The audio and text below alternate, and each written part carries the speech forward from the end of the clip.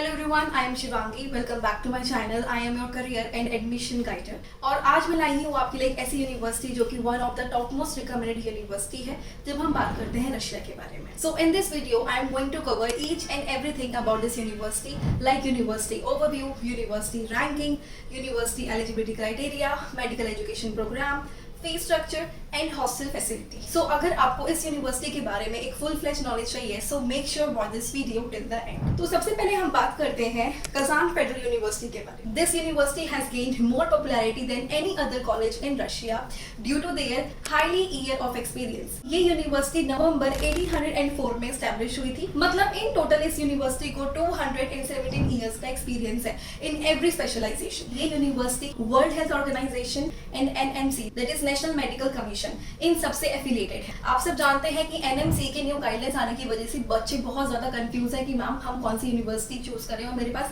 बच्चों के ये बहुत सारे क्वेश्चंस आते हैं, बहुत सारी क्वेरीज आती हैं कि मैम क्या मेरे लिए रशिया सही ऑप्शन होगा या नहीं होगा, क्या ये केएफयू एक अच्छा ऑप्शन होगा या नहीं होगा। तो इस वीडियो में आपको हर एक चीज क्लैरिफाई हो जाएगी। So Kazan QS world university ranking is 347 and this university has got 5+ QS star. KFU consists 18 educational unit in the central campus of Kazan, 2 territorial campuses and 3 secondary schools. Over 50,000 students enroll करते हैं in every type of program पे, and ये university 700+ programs provide करती है। About 10,883 international students enroll करते हैं from 101 countries. अब हम बात करेंगे मेडिकल कोर्स ड्यूरेशन के बारे में।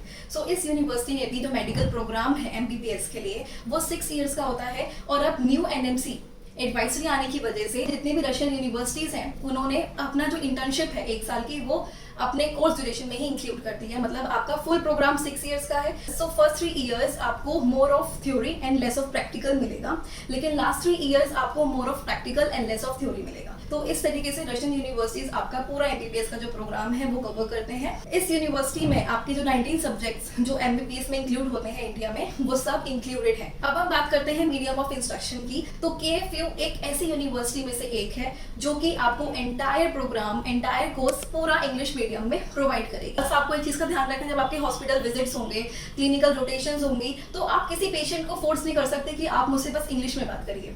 अगर आप कोई ऐसी कंट्री में जा रहे हैं जहाँ की खुद की एक नेटिव लैंग्वेज है, आपको एक माइंड में ये चीज सेट करनी है कि मेरे को रशियन लैंग्वेज आना बहुत जरूरी है, क्योंकि रशियन लैंग्वेज सिर्फ आपके हॉस्पिटल टाइप्स में काम नहीं आएगी। आप वहाँ पर जा रहे हो तो आपके सर्वाइवल में काम आएगी। आपकी जो बेसिक नीड्स होती हैं, जैसे आप फूड वहाँ पे खरीदोगे, आप कपड़े परचेज करोगे, तो हर चीज में आप इंटरेक्ट करोगे किसी लोकल बंदे से, तो आपको रशियन लैंग्वेज आना बहुत जरूरी है। और जब तक आप रशियन लैंग्वेज सीख चुके होंगे, सो KFU has all the necessary resources जो कि किसी भी बच्चे को डॉक्टर बनने में हेल्प करता है, उसके गोल को अचीव करने में हेल्प करता है। First, highly qualified teachers and professors हैं जिनको एक्सटेंसिव नॉलेज है in the field of medicine and biology. KFU has 415 laboratories and the research centers, 150 world class research laboratories, enormous hospital tie-ups हैं इस university के in the rural and the urban areas. अगर हम बात करें bed capacity के बारे में तो 15,000 से ज्यादा बेड कैपेसिटी है हर एक हॉस्पिटल में। Now we are talking about eligibility criteria. Kazan federal university में एडमिशन लेने के लिए कुछ क्राइटेरियाज हैं। So candidate must have passed 12th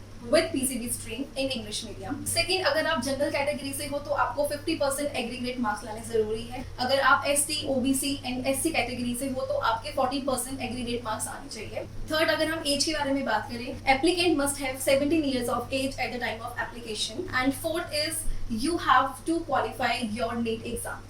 अगर आपको रशिया में या आपको कहीं भी एडमिशन लेना है तो आपको अपने माइंड में ये सेट करना है कि आपको नीट क्वालिफाई होना बहुत जरूरी है। This university is having September intake, जिसकी एप्लीकेशन 1 March से स्टार्ट हो जाती है।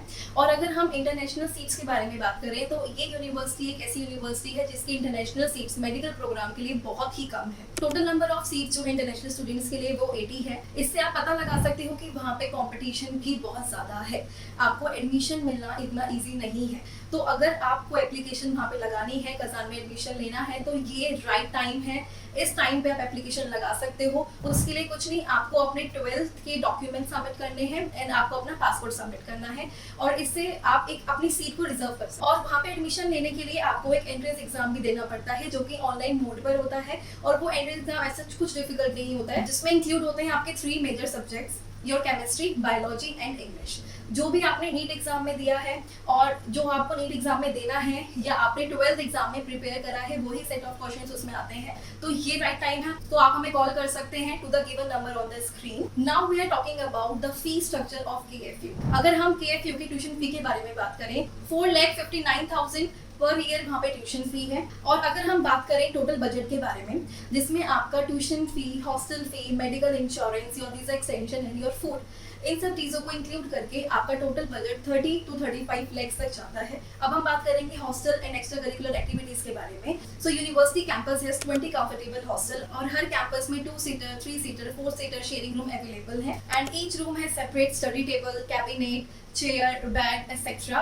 And KFU is only the Russian institution जिसमें 12,000 से भी ज्यादा बच्चों की कैपेसिटी है, वहाँ बच्चे एकोमोडेट हो सकते हैं। हर रूम में अटैच्ड बाथरूम है, शेयर्ड किचन है और आपको कुकिंग के लिए जो भी एसेंशियल थिंग्स की रिक्वायरमेंट होती है वो सब चीज़ें हॉस्टल आपको पहले से ही प्रोवाइड करता है, जैसे ओवन, रेफ्रिजरेटर, इलेक्ट्रिक केटल, और इन सब के लिए आपको कोई अलग से पे करने की रिक्वायरमेंट नहीं है।